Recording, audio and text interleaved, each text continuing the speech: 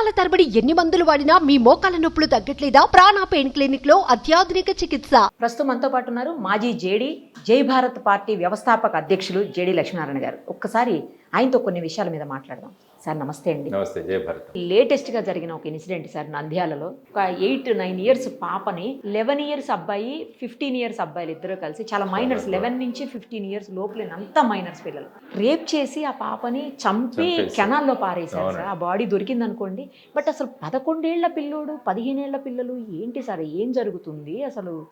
వాళ్ళకి అసలు ఆ ఆలోచన ఎలా వస్తుంది? ఫస్ట్ ఆఫ్ ఆల్ అసలు అట్లా ఎలా చేయగలుగుతున్నారు అనేది కూడా అర్థం కానటువంటి దారుణమైన విషయం అయిపోయింది సార్.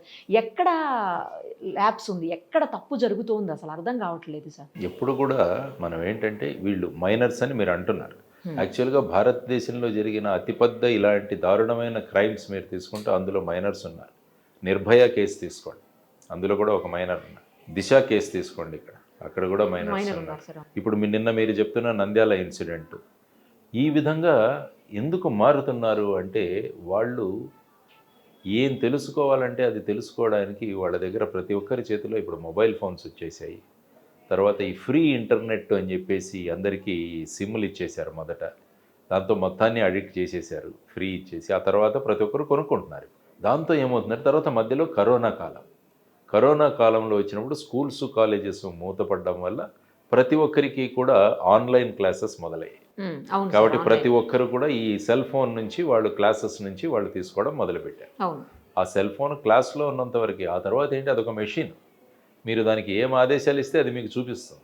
ఇప్పుడు ఒక ఇంటర్నెట్లోకి వెళ్ళి, యూట్యూబ్లోకి వెళ్ళి మీరు ఏం కావాలనుకుంటే అది వచ్చే పరిస్థితులు ఉన్నాయండి. ఆ తర్వాత ఆర్టిఫిషియల్ ఇంటెలిజెన్స్ అని ఒకటి కొత్తగా వచ్చింది. మీరేంటంటే ఎటువంటి వీడియోలు చూస్తున్నారంటే అది గ్రహించేసి మీకు అటువంటి వీడియోలనే మీకు ఇస్తూ ఉంటుంది. సో ఆ విధంగా ఈ ఫోన్ అడిక్షన్ కూడా పడిపోయారు ఇప్పుడు పిల్లలు. అది లేకుండా ఉండట్లేదు. పిల్లల్ని అనుకుంటే తల్లిదండ్రులు కూడా అదే పరిస్థితి. ప్రతి మనిషి ఇప్పుడు ఫోన్ లేకుండా బతికే పరిస్థితి లేదు. కాబట్టి ఆ విధంగా మనం ఏం చూడాలనుకుంటున్నాం, ఏం చేద్దాం అనుకుంటున్నాం అన్నది కూడా ప్రతి ఒక్కటి వాళ్ళకి తెలిసిపోతుంది. అది కాకుండా ఈ పిల్లలు చాలా క్విక్గా వాళ్ళు అబ్జర్వ్ చేసుకుంటారు. వాళ్ళ మీద ఎటువంటి నియంత్రణ కూడా ఉండట్లేదు ఈ మధ్య. అంటే ఈ పిల్లలు ఏ కుటుంబాల్లో వచ్చాయో వాళ్ళ తల్లిదండ్రుల బాధ్యత కదా. అందుకనే చాణక్యుల వారు అంటారు, చిన్నతనంలో 5-6 సంవత్సరాల వరకు మీకు పిల్లలను ప్రేమగా చూడండి, 6 సంవత్సరాల నుంచి 16 సంవత్సరాల వరకు వాళ్లకు నియంత్రణలో ఉంచండి, వాళ్లకు క్రమశిక్షణ నేర్పించండి అంటే. ఎప్పుడైతే ఆ క్రమశిక్షణ అన్నది మనం నేర్పించమో ఏమవుతుందంటే ఈ పర్యవసనాలు మీరు చెప్పినట్టు ఈ నంద్యాల మ్యాటర్ కానీ మిగతా కేసులు కానీ జరుగుతుంది. కాబట్టి ఇటువంటి దురదృష్టకరమైనవి, అతి జుగుప్సాకరమైన సంఘటనలు జరగడం, ఆ తర్వాత ఎక్కడో స్కూల్లోనే పిల్లలు కూర్చొని మాదక ద్రవ్యాలు తీసుకుంటున్నారు, తర్వాత మద్యం సేవిస్తున్నారు అనేవి కూడా మనకు వినపడుతుంటాయి. కాబట్టి మరి ఏం చేస్తున్నాయి ఇన్స్టిట్యూషన్లు, తల్లిదండ్రులు ఏం చేస్తున్నారు అన్నది చాలా ముఖ్యం. లేకుంటే ఏమవుతుందంటే వాళ్ళని సరి అయిన నియంత్రణలో మనం ఉంచకపోతే ఇలాంటి సంఘటనలు జరుగుతూనే ఉంటాయి. కానీ మరి 11 ఏళ్ల పిల్లాడు అసలు ఎట్లా అనేది ఈ మధ్య వాళ్లకు తెలిసినంత ఇన్ఫర్మేషన్, ఎందుకంటే మీరు అంత ఇన్ఫర్మేషన్ వాళ్ళకి ఇస్తున్నారు, అవైలబిలిటీ ఆఫ్ ఇన్ఫర్మేషన్. ఇంతకుముందు కూడా అందరూ ఈ ఏజ్లో ఉండేవాళ్ళు, కానీ అప్పుడు ఇన్ఫర్మేషన్ ఉండేది కాదు, నియంత్రణ ఉండేది. కాబట్టి ఇప్పుడు ఏంటంటే విచ్చలవిడితనం. ఆ తర్వాత సినిమాలు చూస్తున్నా కూడా అందులో ఏ విధమైన సంఘటనలు చూపిస్తున్నారు, ఏ విధమైన సీన్లు చూపిస్తున్నారు, అది కేవలం ఎంటర్టైన్మెంట్ మాత్రమే అని నిర్మాతలు దర్శకులు మాట్లాడతారు. కానీ ఆ ప్రభావం ఎంతగా ఉంటుంది పసి మనసుల మీద ఆలోచించండి. ఆ తర్వాత ఇంతకుముందు ఏ గ్రేడ్ సర్టిఫికేట్లు పెట్టి సినిమాల్లో, ఇంతకుముందు సినిమాల్లోనే చూసేసేవాళ్ళం, కానీ ఇప్పుడు ఏంటి, OTT platform, over the top platforms, దానికి సెన్సారింగ్ లేదు. ఆ ఓటీటీ ప్లాట్ఫామ్ చూసుకుంటే నామవంతమైన యాక్టర్లు కూడా బండ బూతులు మాట్లాడుతూ ఓటీటీ సీరియళ్ళు చేసుకున్నా మనం చూస్తాం. మరి వాట్ ఆర్ దే డూయింగ్? మరి వీటికి సెన్సార్షిప్ వద్దా? సో ఇవన్నీ కూడా ఆలోచించాల్సిన అంశాలు. కాబట్టి మీరు అన్నట్టు డ్రగ్స్ గురించి ఏ విధంగా మాట్లాడారో ఇది కూడా ఒక తీవ్రమైన సమస్య. ఎందుకంటే మానసిక రోగులుగా మారిపోతున్నారు, మృగాలుగా మారిపోతున్నారు. మనం ఒక 2 రోజులు దాన్ని చూస్తాం, మృగాలు, మానవ మృగాలు ఇవన్నీ అంటాం, కానీ ఆ తర్వాత సంఘటనలు జరుగుతూనే ఉన్నాయి. సో వీటన్నిటికీ మూలాల్లో వెళితే 3 అంటాను నేను ఎప్పుడు, ఇల్లు, గుడి, బడి. ఈ 3 చాలా ముఖ్యమైన విషయాలు ఒక మనిషి యొక్క ఆలోచనలను ప్రభావితం చేయడానికి. ఇంట్లో ఉండే అమ్మా నాన్నలు, బడిలో ఉండే ఉపాధ్యాయులు, గుడిలో ఉండే వీరు, మన ఏ రిలీజియన్ అయినా కావచ్చు, వారందరూ దర్శనాలకు వచ్చినప్పుడు వాళ్ళ మీద, వాళ్ళ ప్రవర్తన మీద ప్రభావం పడేటట్టు చూడగలగాలి.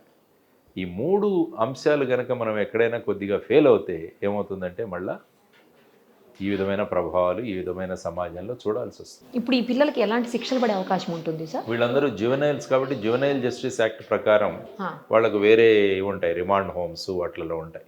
కానీ మొన్నటికి మొన్న ఒక కేసు ఐ థింక్ మహారాష్ట్రలో జరిగింది. అందులో జువెనైల్ అయినా కూడా జడ్జి గారు ఒప్పుకోలేదు. వీడు చేసిన కృత్యం ఎంత దారుణంగా ఉందంటే వీడిని you should try him like A regular accused. Okay. అంటే వీళ్ళకి ఏమంటుందంటే శిక్ష పడినా కూడా వీళ్ళని రిమాండ్ హోమ్స్లో వీటిని పెట్టి వీళ్ళలో మార్పు తెచ్చేదానికి ప్రయత్నిస్తాం. జువెనైల్ జస్టిస్ యాక్ట్ అని ఉంటుంది మన దగ్గర, జేజే యాక్ట్ అంటారు దాని ప్రకారం. కానీ ఏమవుతుందంటే ఈ జువెనైల్ యొక్క డెఫినేషన్ కూడా తగ్గించుకుంటూ వస్తున్నారు. మొదట 18, తర్వాత 16, 14 ఆ విధంగా తగ్గిస్తూ వస్తారు. కానీ దీన్ని చూసి మనం నేర్చుకోవాల్సింది ఏంటి, సమాజం ఇలా తయారవుతుంది ఏంటి అన్నది మనం చూడాల్సిన అంశం. కాబట్టి ఇది అందరి మేల్కొనవలసిన ఒక ప్రధానమైన ఇన్సిడెంట్. ఇది మొదటి ఇన్సిడెంట్ కాదు. మొన్న చూస్తే ఆ చీరాల ఇన్సిడెంట్ కానీ, ఇంకొక ఇన్సిడెంట్ కానీ, అనకాపల్లిలో జరిగిన ఇన్సిడెంట్, ఇక్కడెవరో అమ్మాయి పెళ్లి చేసుకోలేదని తల్లిదండ్రులు చంపేసిన ఇంకొక ఉన్మాది ఇక్కడ వరంగల్ జిల్లాలోనే ఎక్కడో. ఇవన్నీ కూడా రోజు చూస్తుంటే ఇవే కనిపిస్తుంటాయి. ఇంకోటి తండ్రి పాపని మొన్న పిల్లని తీసుకెళ్ళి ఇవంటే ఏంటంటే మానసిక వికృతాలు. సో మనుషులు బేసిక్గా మ్యాన్ ఈజ్ ఏ యానిమల్. దాన్ని కంట్రోల్ చేసే శక్తులు ఉండాలి. ఆ కంట్రోల్ చేసే శక్తులు ఎప్పుడైతే పోతాయో మనిషిలో ఉన్న మృగం బయట లేస్తుంది. కాబట్టి అందులో మనిషిలో ఉన్న మృగాన్ని కట్టిపెట్టి ఉంచాలి మనం. దానికోసం ఈ పట్టింపులు, సమాజము, బాధ్యతలు, ఈ మంచి విషయాలు చెప్పడము, ఇవన్నీ కూడా ఆ మనిషిలో ఉన్న మృగాన్ని అదుపులో ఉంటుంది అన్నమాట. ఆ అదుపు తప్పిపోతే ఏమవుతుందంటే మృగాలుగా మారిపోతుంది. సో ఇవన్నీ కూడా మనం చేయాల్సిన వీటికి సినిమాలు కావచ్చు, తర్వాత మాధ్యమాలు కావచ్చు, వీటి మీద కూడా సెన్సారింగ్ ఉండాలి. యూట్యూబుల్లో వచ్చే ఛానల్స్, మొన్న ఎవరో నలుగురు కూర్చొని ఒక అమ్మాయి, తండ్రి, పాప కూర్చొని వాళ్ళ మధ్యలో ఏ విధంగా మాట్లాడుకున్నా వాళ్ళు అరెస్ట్ అయ్యాడు. కానీ ఈ విధంగా ఈ మానసిక వికృతి ఎలా ఏర్పడుతుంది అన్నదానికి మళ్ళీ ఈ 3 బేసిక్. వాళ్ళ ఇల్లు, బడి, గుడి, ఈ 3 కూడా వారి భూమికలను సక్రమంగా పోషించగలిగితే ఆ తర్వాత సమాజం, మీడియా, సినిమాలు అన్నవి కేవలం ఎంటర్టైన్మెంట్ కాకుండా ఒక నిశ్శబ్దని ఒక సినిమా తీశారు. అందులో పెద్ద యాక్టర్ అమితాబ్ బచ్చన్ వేశాడు అన్నది. అంటే వాళ్ళ కూతురు 18 ఏళ్ళ అమ్మాయి ఫ్రెండ్తో వీళ్ళిద్దరికీ ఏదో పరిచయాలు, సంబంధాలు అన్నట్టుగా చూపించారు. 2006-7 సంవత్సరాల్లో వచ్చింది. రకరకాల సినిమాలు వస్తున్నాయి ఈ మధ్యలో, కానీ ఆ సినిమాలను ఏమీ చేయలేకపోతున్నారు. సెన్సార్ బోర్డు ఉన్నా కూడా వాళ్ళు ఏదో చేస్తున్నారు, కానీ వాళ్ళు సెన్సార్ బోర్డు ఏం చేస్తున్నారో కూడా తెలియదు. ఇదేంటి జరగచ్చు అంటారు. కానీ ఒక సీన్ యొక్క పరిణామం, ఒక సినిమా యొక్క ప్రభావం ఎంతమంది మీద ఉంటుంది అన్నది కూడా ఆలోచించగలగాలి. ఎందుకంటే మనకు సినిమా చాలా ముఖ్యం మన జీవితాల్లో కాలక్షేపం కోసం. కానీ అది కాలక్షేపం ఉండట్లేదు, అది మనుషుల యొక్క జీవితాల మీద ప్రభావం చూపిస్తుంది. కాబట్టి ఇది కూడా నిర్మాతలు, డైరెక్టర్లు వీళ్ళు కూడా గమనించాల్సిన అంశాలు ఇవన్నీ కూడా. ఐపీసీ కంటే బిఎన్ఎస్ ఏమైనా స్ట్రాంగ్ అయిందా సార్ ఇప్పుడు? ఏం లేదు, అందులో కొన్ని నేరాల మీద కొన్ని శిక్షలు పెంచారు. తర్వాత ముఖ్యంగా ఇన్వెస్టిగేషన్, వీటిలో స్పీడ్ తీసుకురావడానికి, ట్రయల్ తొందరగా కంప్లీట్ అవ్వడానికి, వీటన్నిటి కూడా కొన్ని విధానాలు ఉన్నాయి. అందులో కూడా కొన్ని మార్పులు చేర్పులు అవసరం. సో అది కూడా అవుతుంది. రాబోయే కాలంలో వాటిలో కూడా కొన్ని మార్పులు తీసుకొస్తారని అనుకుంటున్నాను. సుమన్ టీవీలో మీ పర్సనల్ అండ్ బిజినెస్ ప్రమోషన్స్ కోసం కింది నెంబర్కి కాంటాక్ట్ చేయండి.